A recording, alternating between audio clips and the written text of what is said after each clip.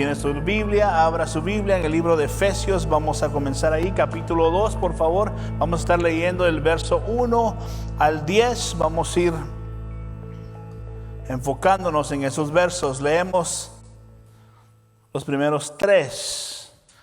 Pero antes de hacer eso, quiero que entendamos algo. Cuando nosotros llegamos a este mundo muertos. No con la dificultad de que no entendemos el Evangelio de Cristo Jesús, ni tampoco como cojeando en las acciones de nuestra buena voluntad, ni tampoco luchando por mantener nuestra cabeza sobre las aguas de nuestro pecado para estar un poquito vivos. La realidad es que no estamos haciendo eso, sino que nacimos espiritualmente inmovibles, espiritualmente muertos en vida, literalmente. Déjeme explicarle qué es la contribución de un cadáver para resucitarse a sí mismo. Ninguna. Un cadáver no puede resucitarse a sí mismo. Eso es lo que nosotros éramos, cadáveres sin Cristo Jesús. Muertos sin Cristo Jesús. Y vamos a ver por qué es tan importante que el apóstol Pablo nos muestre el gran abismo, creo que hablé de esto un poquito el miércoles, que hay entre Dios y nosotros cuando nosotros nacemos, que estamos muertos sin Cristo Jesús. Vaya a su Biblia, Efesios capítulo 2, verso 1 al 3, comenzamos.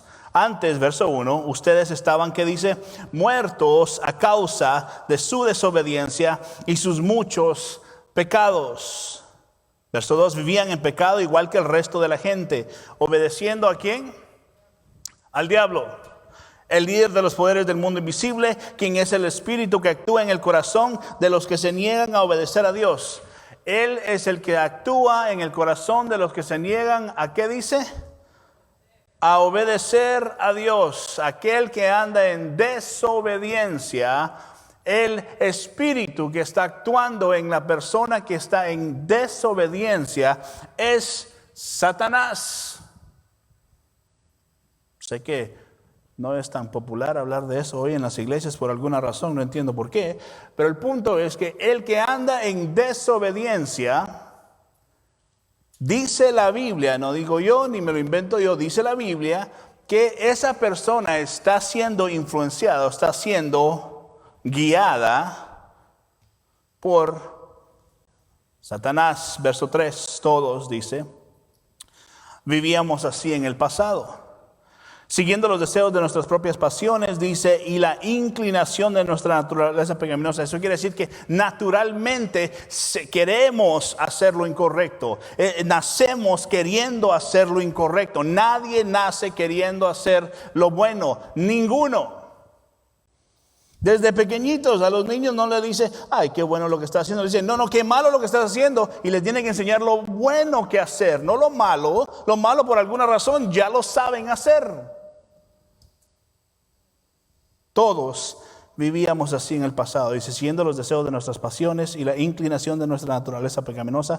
Por nuestra propia naturaleza, dice el verso, segunda parte, éramos objeto, por esa naturaleza, dice la Biblia, éramos objeto del enojo. Otra traducción dice de la ira de Dios, igual que todos los demás. Pero gracias a Dios, debido a las riquezas de su misericordia, Dios nos dio vida. Amén. Tan cierto como Dios levantó a su Hijo Jesucristo, de la misma manera Dios nos ha dado vida a todos aquellos que hemos creído en Él. Tan cierto como el mismo poder que resucitó a Cristo Jesús de los muertos y resucitó el tercer día, ese mismo poder es el que nos salva ahora a nosotros. Sigamos leyendo Efesios capítulo 2, verso 4. Siga ahí abajo leyendo, verso 4 al 7. Dice, pero Dios, subraya el pero Dios, vamos a estar viendo eso bastante. Pero Dios es tan rico en misericordia y nos amó tanto, que a pesar de que estábamos muertos por causa de nuestros pecados, nos dio vida cuando levantó a Cristo entre los muertos. Dice, es solo por la gracia, subraya gracia de Dios, Que ustedes han sido salvos, solo porque Dios quiso, solo porque Dios es bueno, es que nosotros hemos sido salvos. Verso 6, pues nos levantó de los muertos junto con Cristo y nos sentó con Él en los lugares celestiales porque estamos unidos a Cristo. La única manera que Dios nos sienta y nos mueve en lugares celestiales con Cristo es porque estamos en Cristo. Fuera de Cristo esto no sucede, no por nuestras buenas acciones, no por sus buenas intenciones, no porque usted ayuda a los pobres, no. Porque estamos en Cristo y hemos creído en Cristo es que nosotros ahora recibimos por su gracia lo que tenemos, que es la vida eterna en Cristo Jesús. Verso 7. De modo que en los tiempos futuros Dios puede ponernos, dice, como ejemplos. ¿Qué ejemplo? Que estábamos muertos, que no lo merecíamos, que éramos dignos de la ira de Dios, pero en su gracia que abunda, que es misericordiosa, dice el verso, que es tan rico en misericordia, dice, que nos amó tanto, ahora a nosotros Él nos ha salvado y nos ha dado el soplo de vida a nosotros que estábamos muertos. Dice, en la increíble riqueza de la gracia y la bondad que nos tuvo, como se ve en todo lo que ha hecho por nosotros, que estamos, lo que ha hecho en nosotros, a los que estamos, ¿qué dice? Unidos a Cristo Jesús. Estas son las buenas nuevas de Cristo. Este es el Evangelio. Esto es lo que Pablo quiere que usted y yo entendamos, de que estábamos muertos y que Dios vino y nos da vida. No gracias a nosotros, no gracias a ninguna decisión de nosotros, sino que Dios así lo quiso. Dios nos salvó. Estos son versos poderosos. Son versos que salvan al comprenderlos correctamente. Dios ha hecho todo por nosotros. Tenemos que apreciar estas palabras. Déjeme decirlo de esta manera. Tenemos que mantener constantemente recordándonos estas palabras. ¿Qué palabras? Efesios capítulo 2, verso 1 al 10. ¿De qué es lo que está hablando? Que usted y yo no merecíamos esto. Que cuando nacimos muertos espiritualmente. Ahora Cristo, por el sacrificio en la cruz del Calvario, nos da la vida eterna gracias a la gracia y abundante misericordia de Dios que nos sacó de la muerte. Nos pone en lugares celestiales, dice. Ya no somos controlados por el enemigo, sino somos controlados por Cristo. Ya no le pertenecemos a Satanás, sino le pertenecemos ¿a quién? A Cristo. Si olvidamos nuestra necesidad de un Salvador, entonces no apreciamos a Jesús. Esto es fundamental en toda persona, en todo creyente. Si olvidamos, escucha esto, si olvidamos nuestra necesidad de Cristo Jesús, entonces no apreciamos a Jesús. Déjeme decirlo un poquito más fuerte todavía. Si no apreciamos o si no valoramos a Jesús como nuestro Salvador, entonces quiere decir que no lo tenemos en nuestro corazón como nuestro Salvador. Si sabemos estas verdades, si escuchamos estas verdades y entran por un oído y nos salen por el otro, Cristo no está en nosotros. Así es como esto funciona. Los hijos de desobediencia son merecedores de la ira de Dios, dice la Biblia. El que continúa en esa desobediencia es una persona que no conoce a Jesús. Por eso Dios es tan rico, verso 4, capítulo 2, en misericordia, dice, y nos amó tanto. Verso 7 dice, por eso los voy a usar como ejemplos, porque no lo merecían. Y mi gracia es suficiente, dice, y mi gracia los ha salvado. Es importante y es clave para su caminar con Cristo Jesús, mantener esto presente, que no lo merecíamos, pero Dios lo ha hecho. Romanos 8:28, mire lo que dice. Y sabemos que Dios, una vez más, ¿quién? Dios. que hace todas las cosas, cooperan para el bien de quienes lo aman y son llamados según el propósito que Él tiene para ellos. Primera de Corintios, mira lo que dice, 16:22. Si alguien no ama al Señor, tal persona, mira lo que dice, si alguien no ama al Señor, tal persona que dice es maldita. Dice, Señor nuestro, ven. Nuevamente les recuerdo, esta es palabra de Dios. Si apreciamos a Jesús como nuestro Señor y Salvador, entonces lo tenemos como nuestro Señor y Salvador. Si no apreciamos a Jesús como lo que Él es, entonces no lo tenemos a Él como nuestro Señor y Salvador. Efesios 2:4-7 son buenas noticias, las cuales usted y yo podemos aferrarnos a ellas.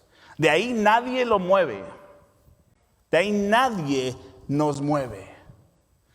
Porque esa es la esperanza de todo aquel que ha creído. Esa es la esperanza de todo aquel que está rindiéndose a Cristo todos los días. Esa es la esperanza que todos nosotros acá tenemos. Estábamos muertos en pecado, pero Dios, por eso dije subraya el pero Dios nos da vida en Cristo. Fuimos cautivos al príncipe del poder del aire y esclavizados en el curso de este mundo, pero Dios nos resucitó con Cristo y nos hizo sentarnos, dice la Biblia, en lugares celestiales. Éramos hijos de la ira de Dios, merecedores de la ira de Dios por una eternidad, para ser tormentados en el infierno. Pero Dios, una vez más, por eso quiero que entienda la importancia de lo que merecíamos, pero Dios fue el que se involucró. Pero Dios, en lugar de derramar su ira sobre nosotros, pasa por toda la eternidad a aquellos que son suyos, derramando misericordia y gracia. Estas son buenas noticias. Esto es el Evangelio de Cristo Jesús. Hagámoslo de esta manera. Pongamos los versos el uno con el otro. Miren lo que dice el verso 3, rápidamente, contra lo que dice el verso 7. Verso 3 dice que éramos hijos de ira contra Dios. Verso 7 dice que Dios nos promete bondad sin fin. Estábamos destinados a la ira porque éramos hijos de desobediencia, y Dios vino y al darnos vida, ahora Él nos promete bondad sin fin. Versículo 2 contra el verso 6, ¿qué sucede? Verso 2 dice que éramos esclavos del espíritu de esta era, o sea, de Satanás, esclavos de Satanás, nos tenía cautivos. Y ahora el verso 6 nos dice, pero Dios, ¿qué dice? Nos dio libertad. Una vez más, Dios es el que lo hace. Verso 1 contra el verso 5 y 6 dice que estábamos muertos en nuestros pecados, comenzó el verso. Muertos, un muerto no puede hacer nada. Un muerto no puede hacer nada. Pero Dios, verso 6, nos dio vida con Cristo. Dios proporciona su bondad a todos aquellos que le pertenecen, a todos aquellos que creen en Él. Proporciona bondad en lugar de la ira que merecemos. Proporciona libertad a quienes son suyos y lo aman y lo obedecen, en lugar de cautiverio, en lugar de esclavitud. Dios da vida a aquellos que son suyos en lugar de muerte. Jesús vino al mundo para morir por su pueblo, para todos aquellos que eran pueblo de Dios, para todos aquellos que espiritualmente estaban muertos, pero ahora están vivos gracias, una vez más, a Dios. Quiero hacer un paréntesis rápidamente. ¿Sabe que toda persona que va a estar en el cielo y toda persona que está en el infierno son pecadores? No vaya a creer que los que están en el cielo no son pecadores. Son pecadores. Amén. Pero tenga eso claro. Por esta razón es que le damos tantísimas gracias a Dios. Porque ninguno se merece el cielo. Es Dios quien decide. Está claro eso, ¿verdad? Dios decide, no nosotros. Y porque hemos escuchado este evangelio y nos ha atraído y estamos aquí hoy, tenemos temor de Dios, creemos en Él, sabemos que Dios existe. Eso es ahora para nosotros. ¿Cómo le puedo decir esto sin exagerar tanto? Simple y sencillamente es un privilegio conocer y entender las escrituras de que Dios nos ama, de que Dios decidió poner su mirada sobre usted, que cuando oyó este evangelio usted corrió hacia Dios y no de Dios. Esa es la gran diferencia del creer que nosotros hemos aceptado a Jesús, cuando en realidad es que Dios es el que nos ha salvado a nosotros. Dios nos salva. ¿De quién nos salva Dios? Dios nos salva de su propia ira, Dios nos salva de Él mismo. Dios nos salva de Dios. Porque éramos merecedores de la ira de Dios, muertos en pecado. Pero ahora en su gracia y en su misericordia, Él a los que le pertenecen, cuando usted y yo escuchamos el evangelio, por eso el mandato es ir y predicar el evangelio a toda criatura.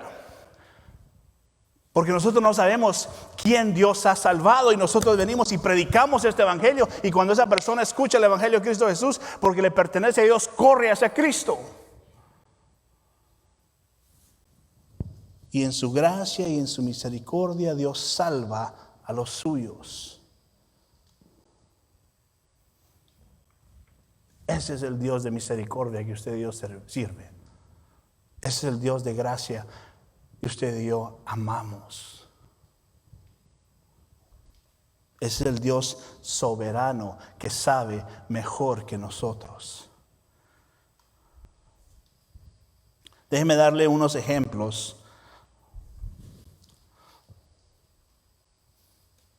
Todavía no. Déjeme hacer esta pregunta entonces. ¿Cómo podemos tener estas riquezas de gracia de Dios? ¿Cómo podemos obtener estas riquezas de misericordia de parte de Dios? Efesios capítulo 2, verso 8 lo dice. Dios los salvó por su gracia cuando, ¿qué dice?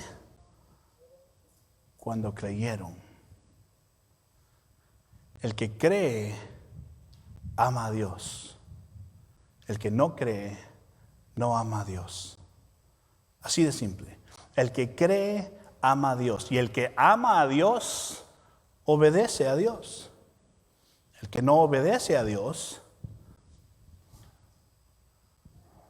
no ama a Dios.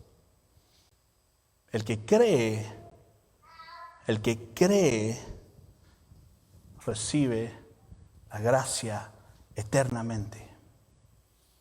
El que cree le pertenece, el que no cree no le pertenece.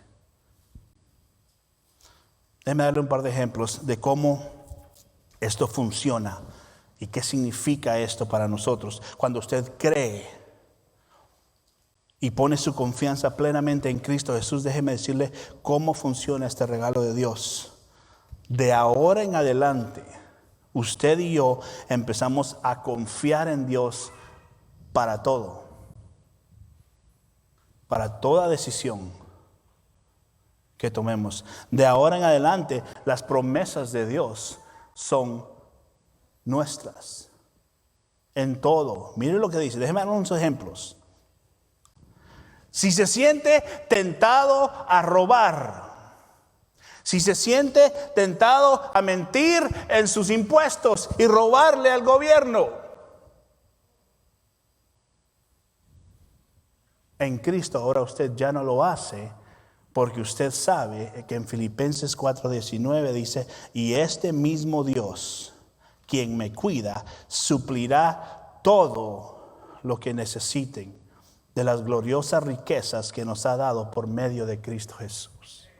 Entonces ahora mi entendimiento está y mi confianza está en lo que Él ha prometido para aquellos que creen en Cristo Jesús. Entonces yo me aferro a sus promesas. Otro ejemplo, si se siente tentado a mentir porque está en un aprieto o algún problema y quiere salir del problema, en Cristo ahora usted conoce sus promesas y confía en algo como Salmos 84:11, que dice: pues el Señor Dios es nuestro sol y nuestro escudo, y Él nos da gracia y gloria. Dice: el Señor no nos negará ningún bien a quienes hacen lo que es, que dice, correcto. Ay, es una mentirita blanca, no exagere, pastor. ¿En qué estamos? O sea, Dios es santo. Y por alguna razón el ser humano quiere encajar a Dios y minimizar su poderío, su soberanía, su grandeza, y decir: entiendo a Dios. Así que Dios me va a comprender porque entiende mi situación. Jamás sucederá eso. La Biblia dice que Dios, escucha esto, que Dios a los que hacen lo correcto bendice, a los que hacen lo incorrecto maldice. Pero eso solo sucede cuando entendemos las promesas de Dios. Otro ejemplo, si quiere vengarse usted de alguien y hacerle mal a alguien porque alguien le hizo un mal a usted, ahora usted, porque está entendiendo las promesas de Dios y pone su confianza en Cristo, usted entiende lo que Romanos 12:19 dice. ¿Qué dice? Queridos amigos, nunca, ¿qué dice? Tomen venganza. Dejen que se encargue la justa ira de Dios, dice. Pues las escrituras dicen: yo tomaré venganza, yo les pagaré lo que se merecen. Y descansamos de que Dios es Dios justo. De esta manera nosotros no vamos a negar la verdad ni las promesas de Dios. Termino con esto. Por su gracia, usted y yo ahora somos salvos por la fe. Amén. Por la gracia de Dios, usted y yo somos salvos por la fe que hemos puesto en Cristo Jesús. Jesús es la única solución, la única respuesta. Le pido hoy con todo mi corazón: confíe en Jesús por su pecado. Confíe en Jesús por sus relaciones. Confíe en Jesús por su trabajo. Confíe en Jesús por su dinero. Confíe en Jesús en toda área de su vida. Especialmente confíe en Jesús en el futuro de su vida hasta la eternidad. Eso tiene que ver con la perseverancia de los santos, la doctrina de la perseverancia de los santos. El que usted confíe su futuro a Cristo. Solo Dios salva, solo Cristo salva. Por eso ninguno tenemos el derecho de exaltarnos a nosotros mismos, de tomar crédito a nosotros mismos. No fue hace 25 años que usted pasó al frente y lloró lágrimas y se recuerda que le dieron escalofríos que cuando usted fue salvo. No. Dios lo salvó. Dios lo salvó. Usted y yo estábamos muertos y ahora somos libres de ese cautiverio. Merecíamos la ira de Dios como hijos de desobediencia, pero como hijos que han creído y han recibido este evangelio y hemos corrido hacia Él, reconocido nuestro estado de muerte, reconociendo que no podemos sin Él, ahora Cristo nos ha puesto, dice, en lugares celestiales, nos ha dado vida. Y por ende Él derrama su eterna misericordia, gracia sobre nosotros, hijos de obediencia. No confunda hijos de obediencia con hijos de perfección, que déjeme decirle acá, como ya le dije, todos nos quedamos cortos con Dios. Todos le hemos fallado a Dios. Por eso que nuestra dependencia está solamente en Cristo Jesús, en Dios mismo.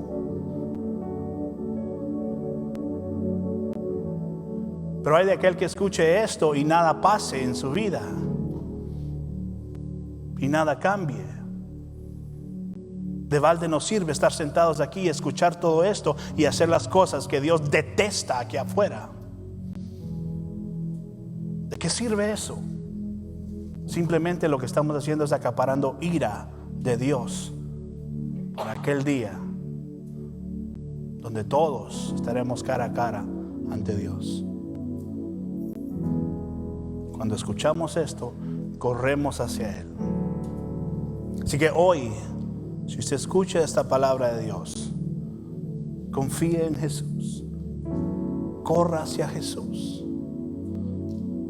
ríndase a Jesús, dele su vida a Jesús completamente, su alma, su mente, sus fuerzas, su cuerpo, todo es de Cristo. Somos, dijo Pablo, esclavos de Cristo.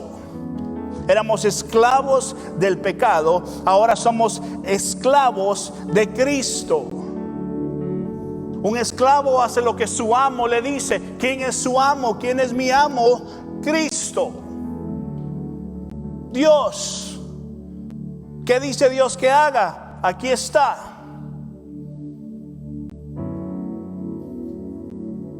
Cristo es nuestro amo. ¿Cómo hago esto, pastor? ¿Qué hago? Arrepiéntase. Arrepiéntase de sus pecados. Reconozca que sin Cristo, como dice Efesios 2:1, estamos muertos. Y que no hay nada que nosotros podamos hacer, nada, más que confiar en Dios y suplicar por nuestra eternidad. Y decirle: perdóname, Dios, porque he sido hipócrita, porque he sido mentiroso, porque he aparentado ser algo que no soy. Perdóname, Jesús.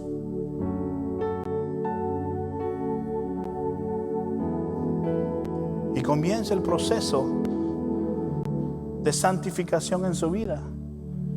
No le estoy diciendo que venga y en 30 segundos pase al frente, repita una oración después de mí: Señor Jesús, entra a mi corazón, te amo mucho, sé que resucitaste, ahora quiero que seas mi Salvador, amén, y ya usted es salvo. No funciona así.